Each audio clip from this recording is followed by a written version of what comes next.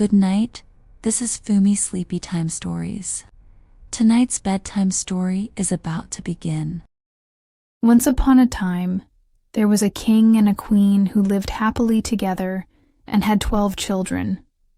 However, all 12 children were boys.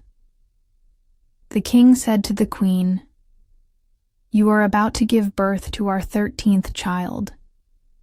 If this child is a girl, I will order the 12 boys to be killed, so that she can inherit more wealth and take the throne." The king was not merely speaking empty words.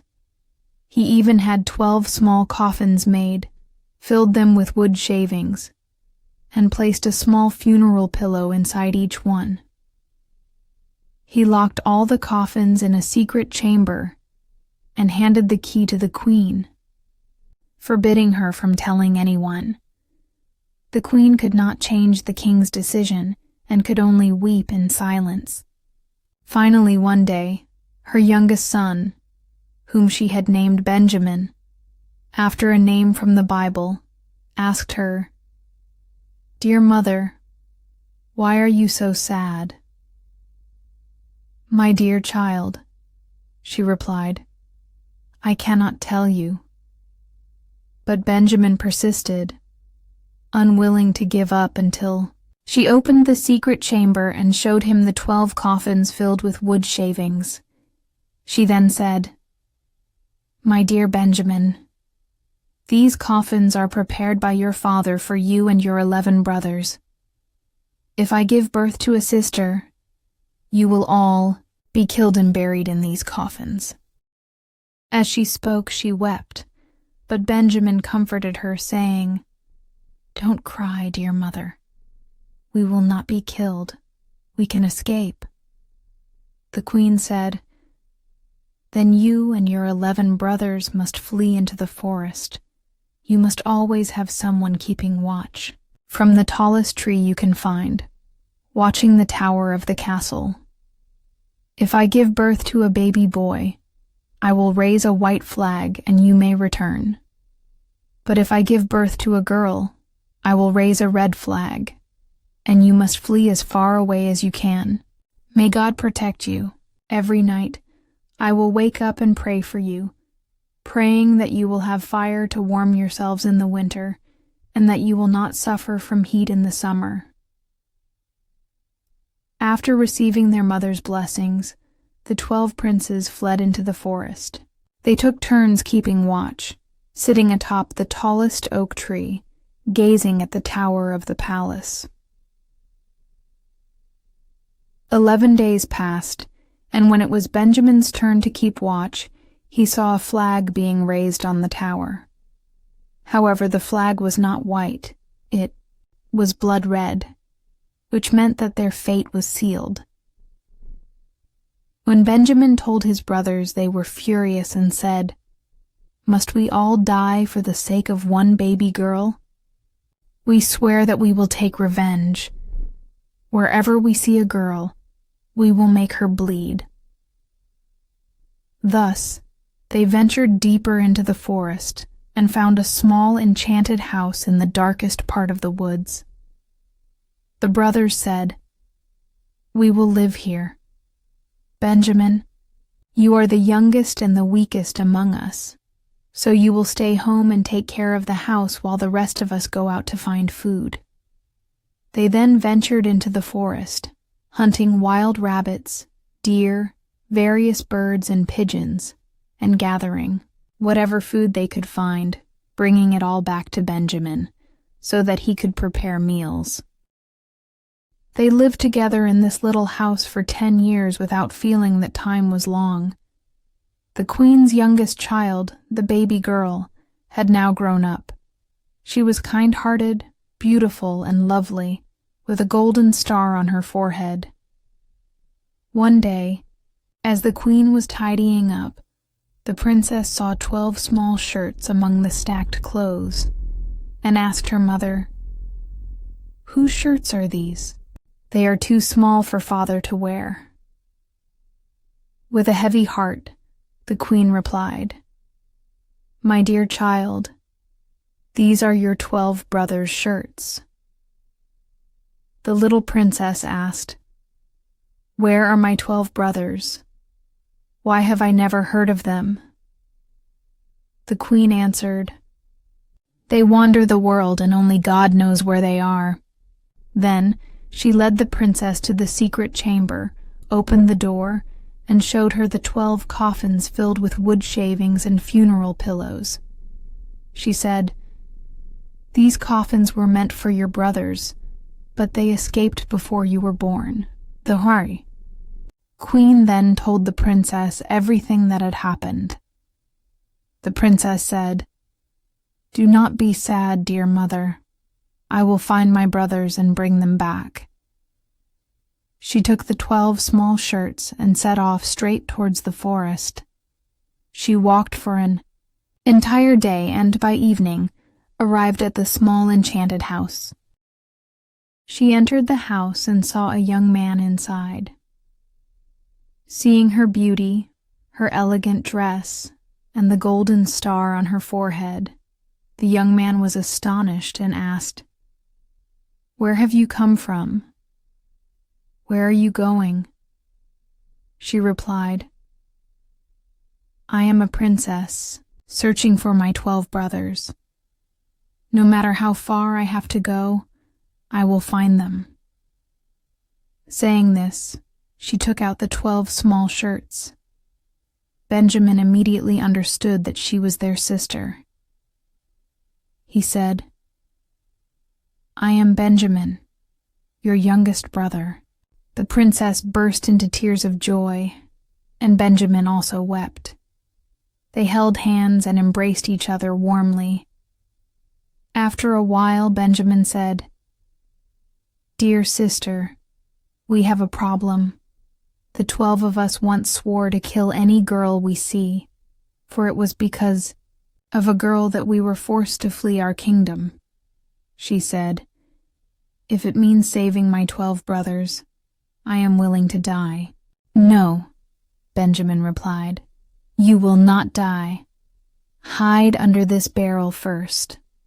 When my 11 brothers return, I will persuade them." So, the princess hid under the barrel. That night, the 11 brothers returned from hunting.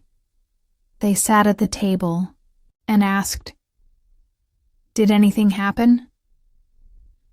Benjamin replied, "Did none of you notice anything?" "No," they answered. Benjamin said, "You all went into the forest while I stayed home, yet I know more than any of you." "Tell us quickly," they exclaimed. "But you must promise me one thing," Benjamin said. "Promise me that you will not kill the first girl you see." "Fine," they all said in unison. "We will not kill her. Now, tell us what happened." Benjamin said, "Our sister has come." Then he lifted the barrel, and the princess stepped out. She stood there in her beautiful dress, with the golden star on her forehead, looking gentle and wise. One by one, the brothers were overjoyed. They embraced her, kissed her, and loved her dearly. From then on, she stayed at home with Benjamin, helping him with housework. The 11 brothers went into the forest to hunt deer, pigeons, and other animals, which their sister and Benjamin cooked into meals. The princess also collected firewood, gathered herbs for vegetables, and placed pots on the fire, always making sure dinner was ready before her brothers returned. She also helped tidy and decorate the house, laying fresh sheets on their beds. The brothers were very pleased with her, and they lived happily together. One day, the princess who stayed at home and Benjamin prepared a sumptuous meal, waiting for her brothers to return so they could all sit down together, eating and drinking joyfully. The enchanted house had a small garden with 12 blooming lilies. Wanting to surprise her brothers, the princess picked the 12 flowers, planning to give each of them one after dinner. However, the moment she plucked the lilies, her 12 brothers turned into 12 swans and flew over the forest. The house and garden instantly vanished, leaving the princess alone in the desolate woods. She looked around and saw an old woman standing beside her.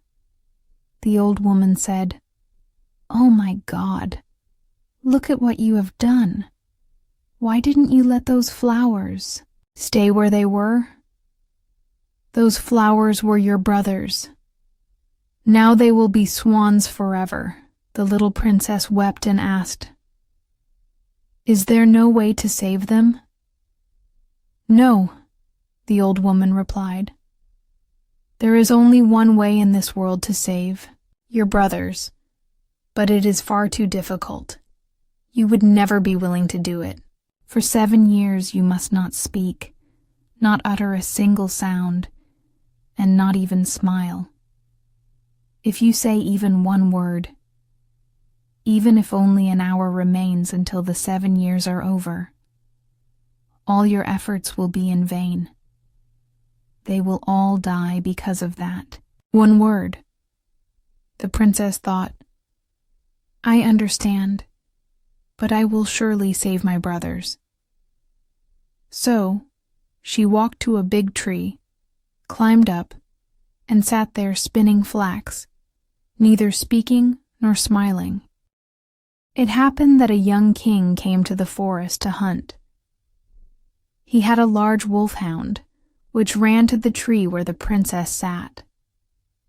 It jumped around the tree, barking up at her non-stop. The king followed the dog and saw the beautiful princess with a golden star on her forehead. He was instantly captivated by her beauty. He loudly asked if she would be his wife. The princess did not answer, but nodded slightly. So the king climbed the tree himself, carried her down, placed her on his horse, and brought her back to his palace. The solemn wedding was grand and lively, but the new queen neither spoke nor smiled. They lived happily together for several years. However, the king's mother was an evil woman and began speaking ill of the new queen. She told the king, "The girl you brought back is nothing but a filthy beggar. Who knows what kind of witchcraft she is up to? Even if she is mute, even if she cannot speak, she should at least be able to smile. A person who never smiles must have a wicked heart."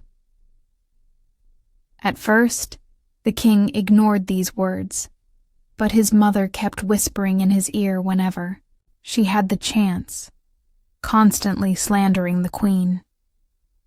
In the end, the king believed the lies and sentenced the queen to death. A great fire was lit in the palace courtyard, where the queen was to be burned alive. The king stood at his window, tears in his eyes, for he still deeply loved the queen.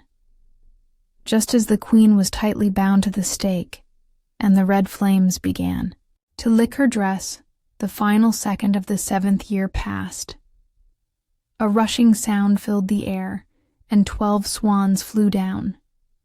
The moment they landed, they turned back into the queen's 12 brothers.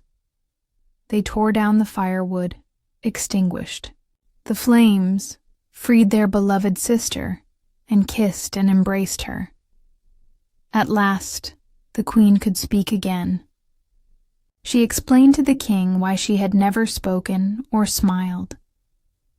When the king learned of her suffering, he was overjoyed and lived happily with her forever. As for the king's wicked mother, she was put on trial and sentenced to death, thrown into a barrel filled with boiling oil and venomous snakes, meeting a gruesome end.